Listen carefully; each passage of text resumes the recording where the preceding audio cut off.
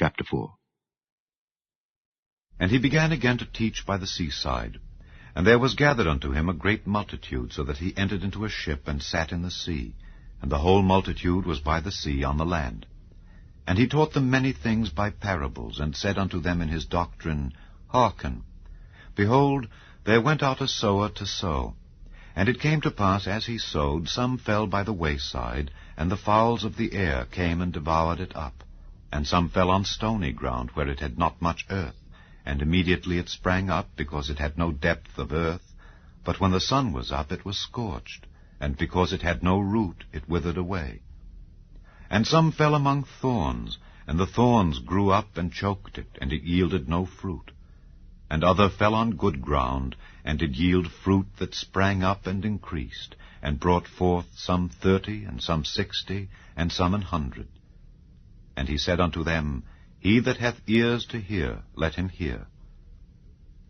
And when he was alone, they that were about him with the 12 asked of him the parable. And he said unto them, Unto you it is given to know the mystery of the kingdom of God.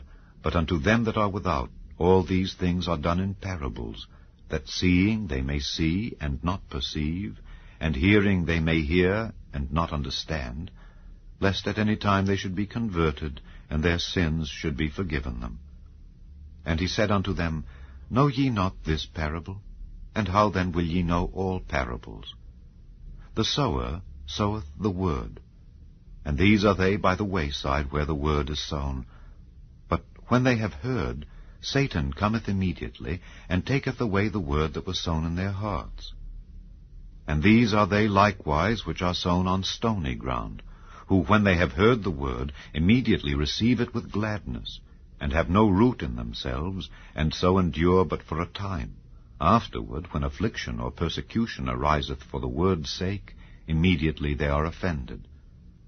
And these are they which are sown among thorns, such as hear the word, and the cares of this world, and the deceitfulness of riches, and the lusts of other things entering in, choke the word, and it becometh unfruitful.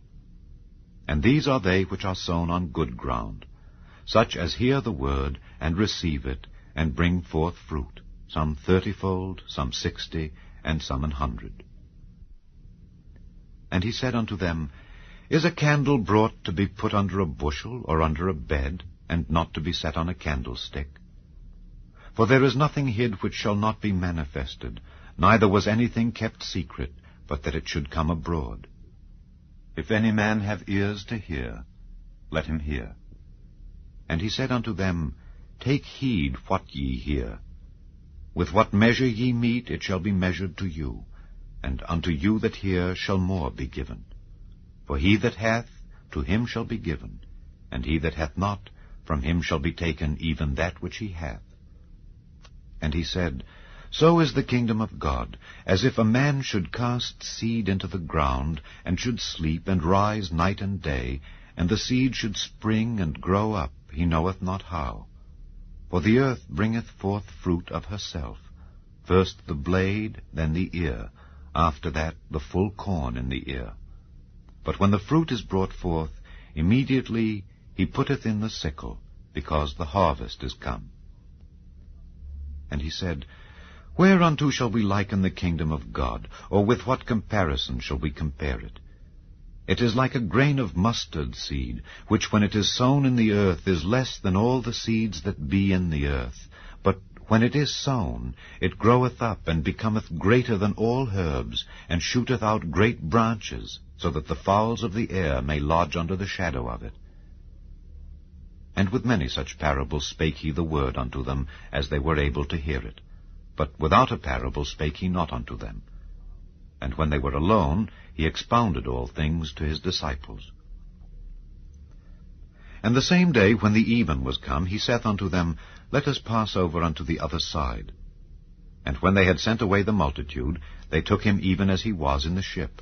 And there were also with him other little ships. And there arose a great storm of wind, and the waves beat into the ship, so that it was now full.